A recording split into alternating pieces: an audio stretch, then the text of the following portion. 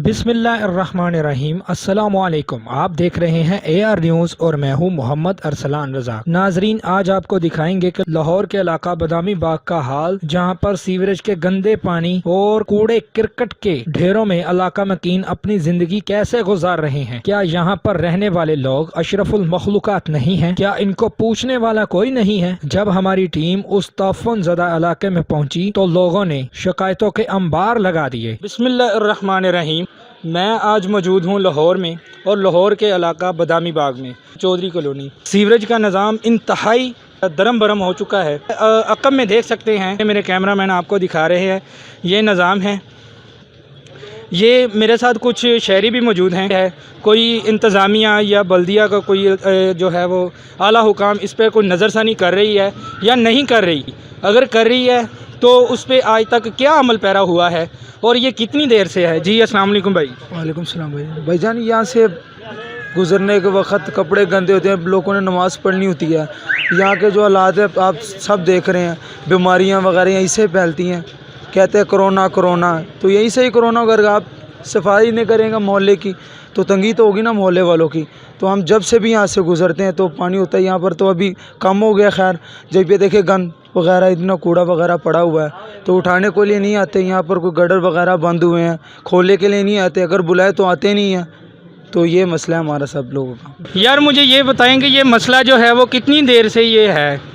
तकरीबन ये 5-6 महीनों से ये कभी किसी ने जी बताएं। ये हमें तकरीबन ये मकान लिए हुए 12-13 साल हो गए हैं।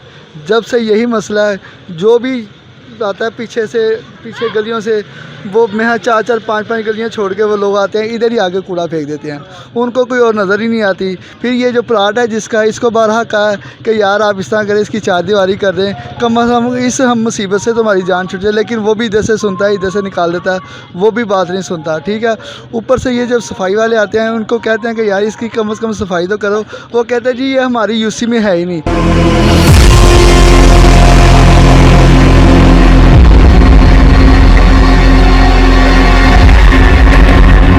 है ही नहीं ये, यानी कि गंद वाली उठाने वाली जगह हमारे पास है, इसका यानी कि ऑर्डर ही नहीं है हम तो इसको उठा सकें। वो भी हम अगर क्या को आगे उठा लेते हैं अपने तल्लक की वजह से, अपने रेफरेंस की वजह से करवा लें तो करवा लें। अदरवाइज़ किसी भी यानी कि ना को इदारे का बंदा इधर आके ना सफाई करता है और ना ये कूड़ा उठाता है। ब्रैगी गटर हफ्ते में 3 या 4 दिन से मिले कि ये गटर बंद रहता है।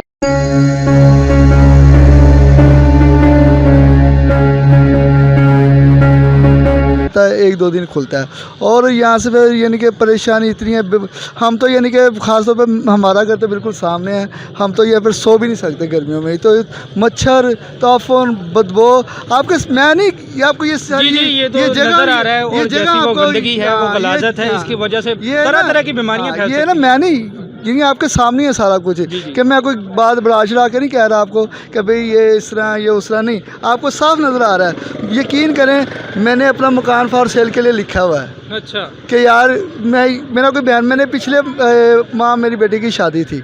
ठीक है, यकीन करें कि मैं क्या के लोगों को पैसे दे के यहाँ से सफाई करवाई है। मैंने तो अब कसम खा ली कि जो यहाँ से कोई भी मेंबर आएगा, चाहे वो PTI का चाहे नून लीग का, मेरे से बुरा ही सुन के जाएगा वो।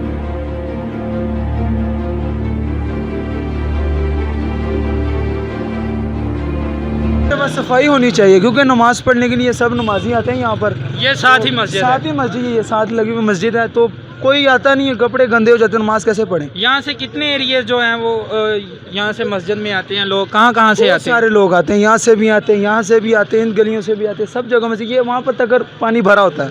अच्छा। तो आज ये कम हो गया पानी, लेकिन ये गटर फुल हो जाते हैं, पानी आगे तक चले जाता है। तो फिर नमाजी पढ़ने के लिए नहीं आते, क्योंकि कपड़े गंदे हो जाते हैं उनके। तो वो दूर दूर मतलब आ जाते हैं, वहाँ से इधर, वहाँ से, यहाँ से आते नहीं हैं।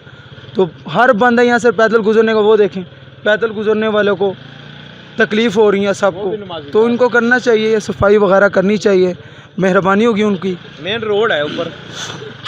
یہ بھی ایک علاقہ ہے. اس علاقے سے MPA MNA اپنا حق یعنی ووٹ لینے کے لیے آتے ہیں. پھر اس کے بعد اس علاقے کا خیر خواہ کوئی بھی نہیں بنتا اور نہ ہی کبھی غلطی سے بھی چکر لگاتے ہیں. سیوریج کے گندے پانی اور کوڑے کرکٹ کے ڈھیروں نے بدبو اور تعفن سے لوگوں کا جینا بھی محال کر رکھا ہے. نمازیوں کو گزرنے میں بھی شدید مشکلات کا سامنا ہے. علاقہ مکینوں نے اعلیٰ حکام سے فوری صفائی ستھرائی کا مطالبہ کیا ہے.